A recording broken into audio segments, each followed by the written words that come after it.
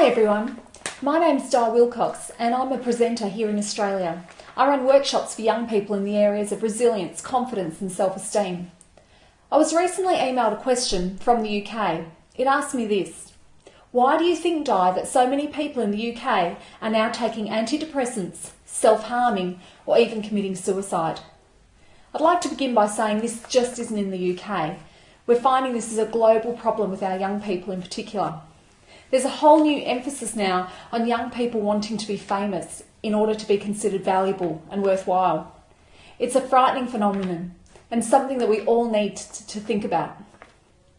I think young people are lacking purpose, a real purpose in this world. Everyone needs a reason to get up in the morning, and I really urge us to encourage young people to find a reason to get up and help others and be a positive member of our society.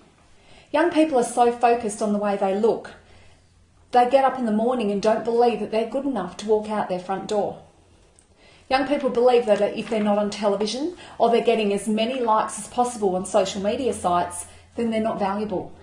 Young people believe that the number of friends is the number of people they have on their Facebook page. We need to get young people back to traditional understandings and beliefs. The other question I was asked was, what can we do as a society to help prevent this? There are a number of things. The first one that I feel most strongly about is we need to teach our young people strategies in resilience and confidence. We need to teach them how to empathise and understand with others, and this needs to be done within the school curriculum.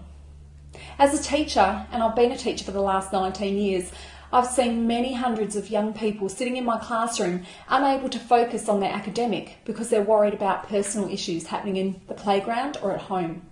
If we spent half an hour a week giving our children strategies and skills on how to develop their understanding of others, understanding of themselves, the appropriate way of dealing with emotions, we give them half a chance of preventing all this self-harm, suicide, and this feeling that they're not good enough. The other thing I want to see happen is we need to, as a society, encourage our young people. Instead of seeing them in the media as a burden on our society, we need to start celebrating the amazing things that they're doing.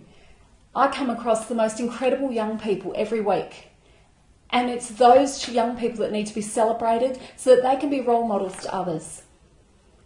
What can parents and teachers do for their children? First of all, create reasons for children to be proud. Rather than focusing on what they look like, congratulate children and encourage them on their abilities. Provide children for opportunities to accomplish things. Not every child was born to be a straight-A student. Some students are amazing with their hands. If children love art, they love woodwork, or they love some practical skill, let's encourage this. Give your children responsibility. This builds self-esteem. Rather than giving children everything they want, encourage them to earn the things that they want.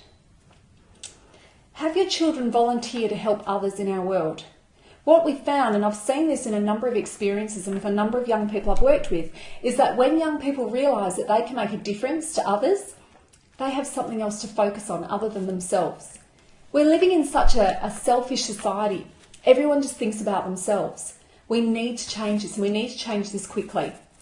The number of children I've seen absolutely change in personality and in their sense of worth because they are now helping others is incredible. Let's give them more opportunity to do this. We need to teach our children to surround themselves with people who make them feel good. Surround themselves with people who put their self-esteem up. Too many young people are trying to fit in with the wrong crowd. They need to be amongst people who don't need them to change to be accepted. Children need to be taught to stand up for themselves. It's not okay to be treated with disrespect. It's not okay for people to put you down. A massive issue right now, and I could spend a lot of time talking about it, is technology. Technology is amazing. It's part of our world. Our children need to know how to use it. But our children really do need offline time as well. What's happening is our children are spending so much time on computers that they're forgetting what reality is. They're losing sense of what's real in their world. They don't understand how their words affect other people. They're forgetting how to communicate with each other. Children can have their online time, but make sure they have plenty offline time and family time. Let's reconnect with families. Most importantly, as parents and teachers, we need to be the positive role models for our young people. If you as a mum are standing in front of the mirror and saying, "Does my bum look big in this?" you're creating an issue for your daughter. We need to be strong, confident people who are making positive contribution in our world. But most importantly, let's all start working together to see how we can put these strategies and skills into schools and help our young people from a very early age build the strategies and skills they need to be independent, confident and happy adults. Thanks so much. Bye.